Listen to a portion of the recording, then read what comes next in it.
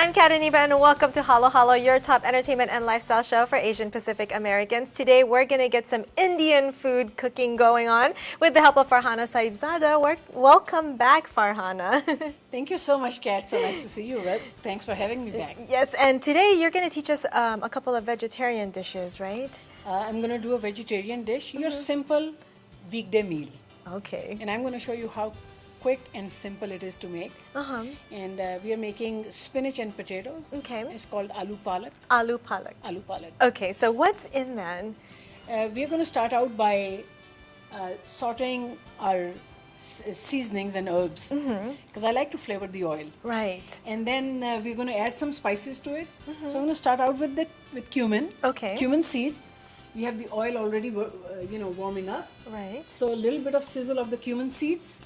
Then I'm going to add a little bit of slivered ginger to it. Okay. See all this ginger and the other herbs that I'm going to add. You hear that sizzle? I do hear that sizzle. It's making my mouth water. There you go. That's the sound of home. Yes. And then we have green onion. Okay. All of these things, and then we are going to just almost right away. You can wait a few seconds. Okay. But add your green onion. And then a little bit of cilantro. Cilantro. Cilantro is used, extensively in Indian and Pakistani food. Right. Just, it's a flavor I grew up with. It just adds a lot of nice, beautiful, aroma. So you're starting out by flavoring your oil. You're going to saute it for just a few seconds, Okay. 10 seconds, 15 seconds, 20 seconds. What you're trying to avoid is you don't want to brown any of these. Okay. You just want the herbs to infuse their flavor to the oil. Yeah. So it's going to take just a few seconds. As soon as that is done, you add your chopped onions. Okay. Okay, you can slice them, chop them. I have them kind of chopped today.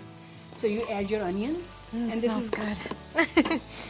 This is one whole onion. And what you do then is you just smelling nice already. Yes, it is. See, the whole trick is in flavoring that oil. Yeah. It is so essential.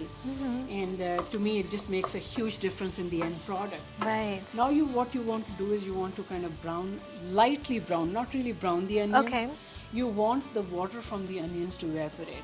Okay. And I kind of stop short of actually browning the onions. Oh. Until they have a nice glazed look about it. Okay. So at this stage, you'll need to stir it often. You need to control your flame quite a bit. Stay on top of your pot. Right.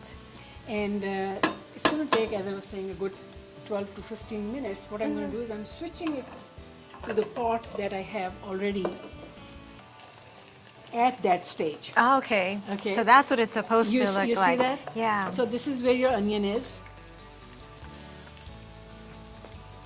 It's not brown all the way. No. And the reason I don't do that is I want to have a little bit of control on the color of my end product. Okay. The flavor, the color, the texture, all of those things you are trying to control, and you do that on how far you let the onion go. Just Okay. So evaporate it's the all water. on the onion. It is. It's starting out. It's all on the onion, and then of course your ingredients play a huge role. Right. So at this stage, what you do is we add our ginger and our garlic, Okay. and I have ginger and garlic right over here, pureed together. I always keep a batch in my refrigerator. It lasts you in a nice container, Okay. sealed properly. So it's okay to put the ginger It and is. the okay. Actually, it is. You're going to use it together. Why not process it together? And it stays so nicely in the refrigerator. And as far as ginger and garlic is concerned, Kat, don't be shy of it. Oh, I'm not. I always say that sometimes you'll go to, cafes and restaurants Yeah. and all that, and sometimes the chefs over there will handle their culinary insecurities maybe with a lot of butter, a lot Yeah. of ghee, a lot of richness, cream or everything. I do that with With ginger and garlic. Yes. That's okay. I love the smell of that. And it adds such a richness. It adds so much flavor. And I use olive oil. Works like magic. It's just beautiful. It has that nice fruitiness to it. Right. It has that nice flavor to it.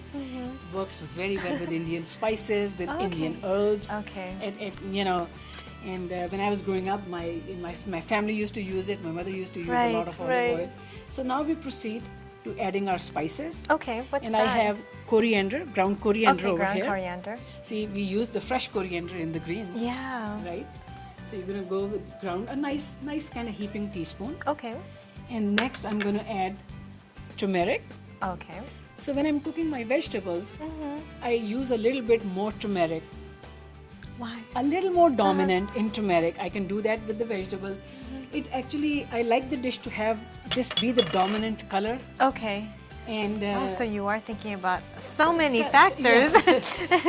even though spinach eventually is going to dominate the color Right. of this pot, but at the same time, you know, you have potatoes in there as well, right? Yes, and then that- of course we go with crushed red pepper. Okay. And you can use ground red pepper. In a lot of recipes, you'll see they will call for Indian or Pakistani recipes call for ground Ground. red pepper. I stay with crushed red pepper because it gives me a little bit more control over my pot. Okay. It really over the intensity of my dish. It gives me a little bit more control over that with ground red pepper, and you know, suit it to your palate. Right. And it also, especially in vegetables where I'm concerned about the color, or any dish where I'm concerned about the color, Yeah.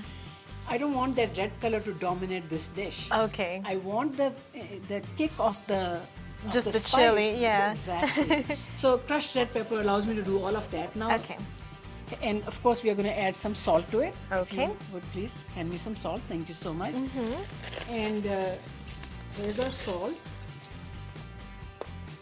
And at this is a stage that requires a little bit of your attention. Okay. What you do is you're going to saute your spices, Right. and you do that, you know, to remove that raw edge, and have the spices bring their flavor out. Okay.